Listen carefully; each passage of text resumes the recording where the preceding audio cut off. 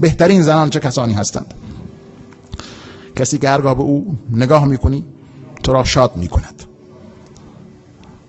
و هرگاه به او فرمان میدهی اطاعت میکند و هرگاه مسافرت میروی تو را در جانش و مالش حفظ میکند.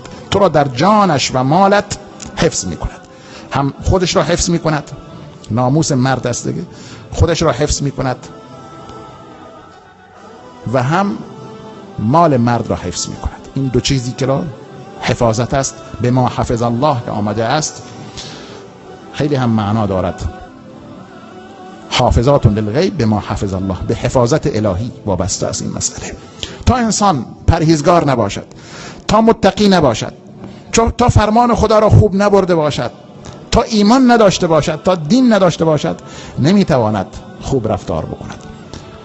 زن دیندار است که میتواند محافظت کند بر غیبت مرد. اگر دین نباشد، اگر ایمان نباشد، اگر ترس از خدا نباشد، خب زن در غیاب مرد هر کاری میتواند انجام بدهد، هر گلی میتواند به سر خود بزند.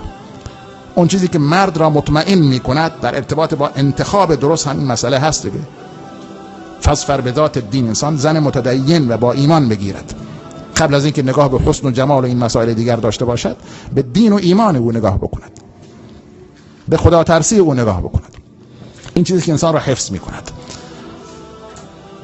وسوسه شیطان خیلی سنگین است، در این عصر هم بسیار سنگین تر شده است. یکی از عوامل خطرناک بحران در زندگی و طلاق‌هایی که دارد رخ میدهد خیانت‌های زناشویی است. متاسفانه مرد به زن خیانت میکند، زن به مرد خیانت میکند.